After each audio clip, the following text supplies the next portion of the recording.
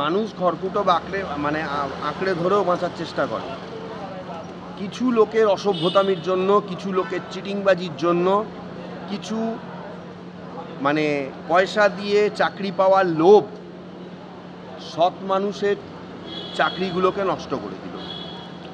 নবজাগরণ YouTube চ্যানেলে আপনাদের প্রত্যেককে স্বাগত। আজকে আমরা হাইকোর্টের বিশিষ্ট আইনজীবী শ্রমিক বাগচিকে পেয়েছি। আপনারা সবাই জানেন যে সুপ্রিম কোর্টের আদেশে প্রায় 26,000 শিক্ষকের চাকরি চলে গেছে। তার কারণ এসএসসি যোগ্য এবং অযোগ্য প্রার্থীদের তালিকা হাইকোর্টে এবং সুপ্রিম কোর্টে কোথাও দিতে পারেনি। এই বিষয়ে আমাদের প্রশ্ন আইনজীবী শ্রমিক বাগচিকে, যে এই মোমেন্টে দাঁড়িয়ে অনেকেই এখন যে রিভিউ পিটিশনের কথা বলছে, তো রিভিউ পিটিশন করে কোনো রকমের স্কোপ কি আছে যে এই সমস্ত যোগ্য প্রার্থীদেরকে বাঁচানোর? এই ব্যাপারে আপনি কি বলবেন? দেখুন, আমি এটাকে বলবো যে রিভিউ পিটিশনে নতুন যদি কোনো তথ্য না দেওয়া যায়, সাধারণত আমরা আমাদের এক্সপিরিয়েন্সে দেখেছি রিভিউ পিটিশন রিজেক্ট হয়ে যায়।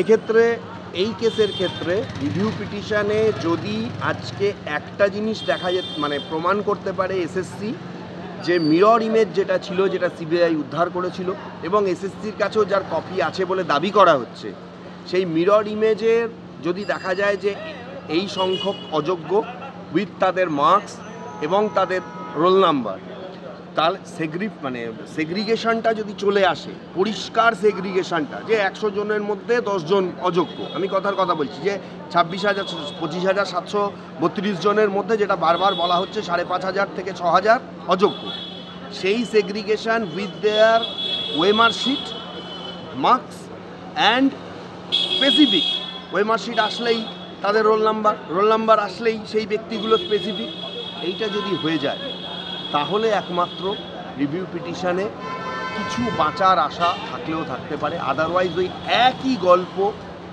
কোনো জিনিস নিয়ে যদি পর্যালোচনা করা হয়, যে যে পয়েন্টে অর্ডারগুলো হয়েছে, যে যে প্যারাগ্রাফ লেখা আছে এই অর্ডারের মধ্যে, আমার ধারণা সেইগুলোর মধ্যে দিয়ে যদি কোনো নতুন তথ্য খুঁজে বার করার চেষ্টা করা হয়, তাতে খুব একটা কোনো বেনিফিট থাকবে বলে মনে হচ্ছে না।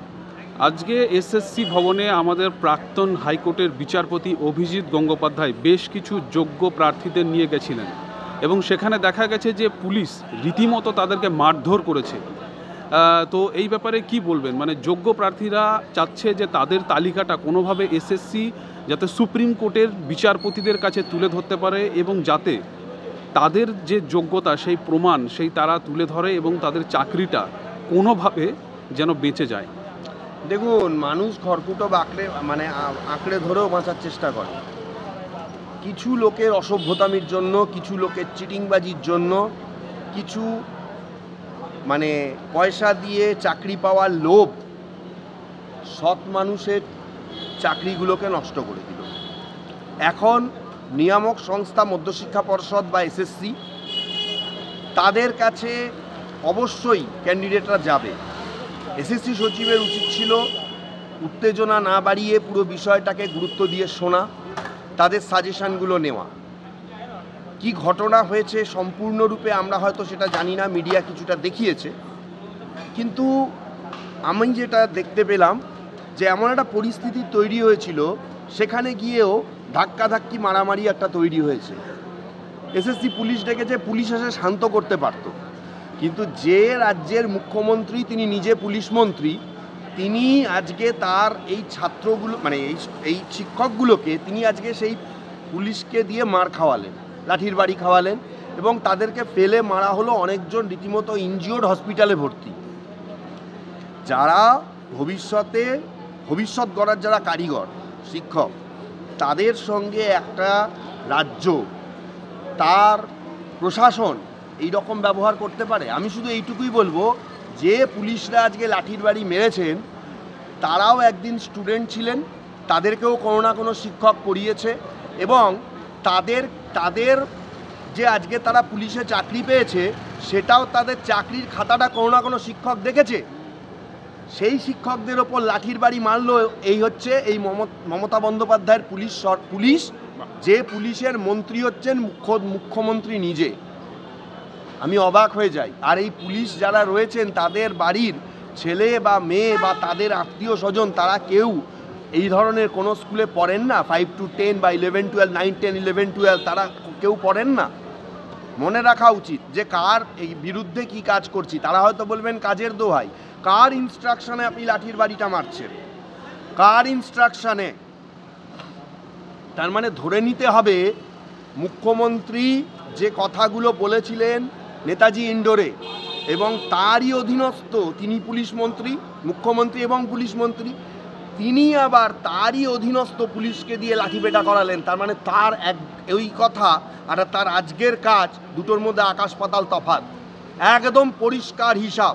রাজ্য সরকার নিজেদের বাঁচানোর জন্য, নিজেদের চিটিংবাজি, ধাপ্পাবাজি, ছোট লোকামি ঢাকার জন্য আজকে এই এতগুলো শিক্ষকের জীবনকে বলি দিয়ে দিল।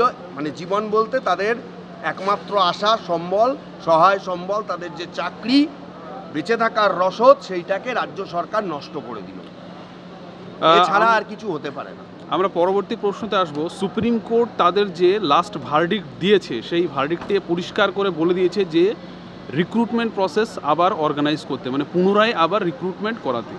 তো এই যে পুনরায় রিক্রুটমেন্ট হবে, সেই রিক্রুটমেন্টে কিভাবে হবে, বা হচ্ছে কি সেই রিক্রুটমেন্ট হলে সেখানে বা পুনরায় আবার এই ধরনের কোনো দুর্নীতি হবে না, সেটা কেউ গ্যারান্টি দিতে পারে না। আমি তো মনে করি রিক্রুটমেন্ট হলে আবার দুর্নীতি হলেও হতে পারে। তবে দেখুন, সব কিছুই পজিটিভ এবং নেগেটিভ দুটো দিক রয়েছে। নেগেটিভ দিকটা না ভেবে আমি যদি পজিটিভ দিকটা চিন্তা করি, আমার যেটা মনে হয় নতুন রিক্রুটমেন্ট হলে সাধারণত পরীক্ষার মানে ডিপার্টমেন্টাল পরীক্ষায় বসলে কোনো একজন এমপ্লয়িকে যে গ্রেসটা দেওয়া হয়, যে বা তার এক্সপিরিয়েন্সটাকে যে যোগ করা হয়, এক্ষেত্রে রাজ্য সরকার এক একজন টিচার 6 বছর, 7 বছর, ম্যাক্সিমাম 8 বছর, কারণ 18 সালের শেষ থেকে এই রিক্রুটমেন্টগুলো হয়েছিল, 16 সালের এটা ছিল এসএসসি। তো এই যে 8 বছর এই যে সময়টা, এই গ্রেসটা তারা যদি টিচারদেরকে দেন, সেক্ষেত্রে অন্যান্য স্টুডেন্টদের ছাড়া নন টেন্টেড যারা, মানে যেটা সুপ্রিম কোর্টের অর্ডারে টেন্টেড এবং নন টেন্টেড যারা উঠে এসেছে, নন টেন্টেড যারা, তারা যদি এই সুবিধাটা পান, সেক্ষেত্রে আমার মনে হয় তাদের চাকরির ক্ষেত্রে বা চাকরি পাওয়ার ক্ষেত্রে নিশ্চয়তাটা বেশি হবে। এরপরে ভবিষ্যতে কি হবে এটা আমরা এখন থেকে বলতে পারি না, কিন্তু একটা জিনিসও ঠিক যে এদের এত ইনফ্রাস্ট্রাকচারও নেই। কারণ এসএসসি চেয়ারম্যান তিনি দুদিন আগেই তিনি বলেছেন যে সুপ্রিম কোর্ট বলছে বটে 3 মাস, আসলে 3 মাসের কথাটা অর্ডারেও লেখা নেই। 3 মাসের যে বিষয়টা বলা আছে সেটাতে আমি বক্তব্য বলবো যে তারা বলেছেন যে সমস্ত জায়গা থেকে ছেড়ে এসেছে, অনেকে যারা এমপ্লয়িরা ছেড়ে এসেছেন, তাদের পূর্বের জায়গায় ফিরে যেতে এবং হচ্ছে যে তাদের এই ওয়ার্ক এক্সপিরিয়েন্সটা বা এই যে গ্যাপটা, এই গ্যাপটাকে কোনো রকম কোনো কাউন্ট না করে তাদের সেই সার্ভিসটাকে কন্টিনিউ করা। সেটা অনেক জটিলতার ব্যাপার। সুপ্রিম কোর্ট বলেছেন সেই সংস্থা বা সেই জায়গায় গ্যাপ থাকলে তারা সেটা করতে পারবেন, বা সেই সংস্থা মানলে করতে পারবেন, বা অনেকের সেই অপশান ছিল না, অনেকে ডাইরেক্ট বেকার থেকে চাকরি পেয়েছেন, তাদের আর ফিরে যাওয়া বা অন্য কোনো জায়গায় যাওয়ার আর কোনো রাস্তা নেই। সুতরাং এইটা অনেক পরের ব্যাপার। আর একটা জিনিস যেটা তুমি প্রশ্ন করছো, আমি তার উত্তরে বলবো যে এই জায়গাটাতে রাজ্য সরকার যে, মানে রাজ্য সরকার বা তার অধীনস্থ অটোনোমাস বডি এসএসসি, তারা যে সুপ্রিম কোর্ট অর্ডার দিলেও তারা যে 3 মাসের মধ্যে কোনো কিছুই করতে পারবে না বা খুব দ্রুত করতে পারবে না, তারা সেটা অলরেডি জানিয়ে দিয়েছে। আপনি নিশ্চয়ই দেখেছেন এসএসসি চেয়ারম্যান তিনি মিডিয়ার সামনে বলেছেন যে সুপ্রিম কোর্ট যাই বলে থাকুক, মিনিমাম 1 বছর সময় দিতে হবে, না হলে নতুন করে পরীক্ষা নেওয়া, সমস্ত কিছু অর্গানাইজ করা, পরীক্ষা সেন্টার অর্গানাইজ করা, অ্যাডমিট কার্ড মানে ফর্ম দেখা, ফর্ম ফিল আপ ফর্মগুলোকে সমস্ত কিছু শর্ট আউট করা, অ্যাডমিট কার্ড দেওয়া, এটা একটা সময় লাগবে, এটা এত তাড়াতাড়ি হবে না, সেটা উনি কিন্তু পরিষ্কারভাবেই জানিয়ে দিয়েছেন।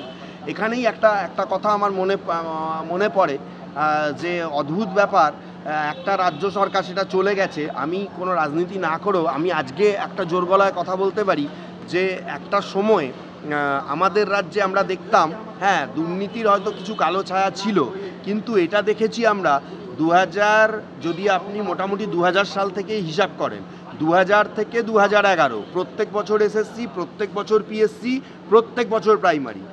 আজকে একটা সরকার 11 সালে এসেছে, 11 সালেরও লাস্ট পরীক্ষাটা সেটাও সিপিএম আমলে হয়েছিল, তারপরে এত বছরে 8 বছরে একটা এসএসসি, তাতে যত চাকরি সবকটাই দুর্নীতির কবলে চলে গেল। একটা সরকারকে মানে যদি আজকে প্রশ্নের মুখে পড়তে হয়, বা একটা সরকারকে যদি আজকে বলা হয় যে তারা কি করেছে, সাধারণ মানুষের জন্য তারা কি করেছে, বা যারা যোগ্য তাদের জন্য তারা কি করেছে, উত্তরটা আজকে সুপ্রিম কোর্ট দিয়ে দিয়েছে, নেট ফল 0। সুতরাং আমার মনে হয় যে যত তাড়াতাড়ি নিয়োগটা দরকার। আর একটা প্রসঙ্গ যেটা আমরা আজকে দেখতে পেলাম যে প্রাক্তন বিচারপতি অভিজিৎ গঙ্গোপাধ্যায় তিনি আজকে গেছিলেন এসএসসিতে, যদিও তিনি এখন একটা রাজনৈতিক দলের সঙ্গে রয়েছেন, বিজেপির সঙ্গে রয়েছেন, বাট আমি তার কথাটা আমার ভালো লেগেছে, কারণ তিনি বলেছেন যে সমস্ত দলের ঊর্ধ্বে উঠে এই ছেলেমেয়েগুলোর জন্য আমরা লড়াই করছি, চেষ্টা করছি। এসএসসিকে চেয়ারম্যানকে আমি বলেছি, 8 ঘন্টার বেশি কথা হয়েছে, মিরর ইমেজটাকে দেখাতে বলেছি পরের দিন সুপ্রিম কোর্টে। আমরা বলেছি আপনি দরকার হলে সিবিআইয়ের কাছ থেকে সমস্ত কিছু তথ্য নিন, সিবিআইয়ের কাছে আছে, কেন আপনাদের কাছেও রয়েছে বা ইত্যাদি, এই সমস্ত ব্যাপার। এবং তার আরেকটা কথা, সেটাও আমি আপনাদের জানিয়ে দিই, তিনি যেটা বলেছিলেন যে শিক্ষামন্ত্রীর সঙ্গে দেখা করে এদের জন্য কোনো কাজ, কিন্তু তিনি অত্যন্ত ব্যথিত, যেরকম আমিও ব্যথিত, যে শিক্ষকরা এমন কিছু অপরাধ করেননি, তারা তাদের চাকরির জন্য গেছেন। যারা আজকে তাদের ওপর লাঠিপেটা করলেন তারাও একটা না একটা সময় এই সরকারের চাকরির মাধ্যমেই তারা আজকে রিক্রুটেড হয়েছেন, সেই পুলিশ হোক আর সেই ডিআই অফিসের সেই বড় হোমরা চোমরা কে আধিকারিক হোক, হরিদাস পাল, যিনি নিজেকে মুখ্যমন্ত্রী গামছা মনে করেন। আমি তাকে এই কথাটা মনে করিয়ে দিতে চাই যে আইনটা কিন্তু সবার জন্যই রয়েছে। যে লাঠিপেটাটা করলেন সেই লাঠিটা আপনার ঘাড়েও এসে কিন্তু পড়তে পারে, হয়তো আইনের লাঠি, সেই লাঠিটা সামলানোর মতো ক্ষমতা আপনাদের থাকবে, তো সেটা চিন্তাভাবনা করবেন।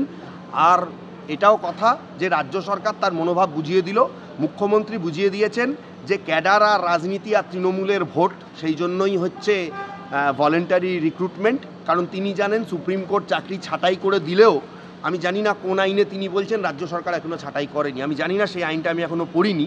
এই আইনটা যদি আমরা জানতে পারি খুব ভালো হয়, অনেক বড় বড় সিনিয়ররা রয়েছেন। বাকি আর কিছু বলার নেই, একটা জগা খিচুড়ির মতো অবস্থা। যাদের চাকরি গেছে, জেনুইন চাকরি, তারা ফেরত পাক, যে কোনোভাবেই পাক, মানে কোনো অন্যায় না করে তারা কোনো আইনের মারফত পাক, এটাই আমার আবেদন রাজ্য সরকারের প্রতি, এসএসসির প্রতি। সিবিআইয়ের সঙ্গে এসএসসি আজ যদি একমত হয় সেটা হওয়া সম্ভব আমি এখনও মনে করি। অভিজিৎ গঙ্গোপাধ্যায় তিনি প্রাক্তন বিচারপতি, আমি তার রাজনৈতিক জায়গা বলছি না, তিনি প্রাক্তন বিচারপতি এবং তিনি এই ধরনের মামলায় প্রচুর রায় দিয়ে গেছেন। সুতরাং আজকে তিনি যখন বলেছেন যে সম্ভব সমস্ত কিছুর উপরে উঠেও, সুতরাং তার থেকে বড় তো বেশি নলেজ তো আমাদের নেই।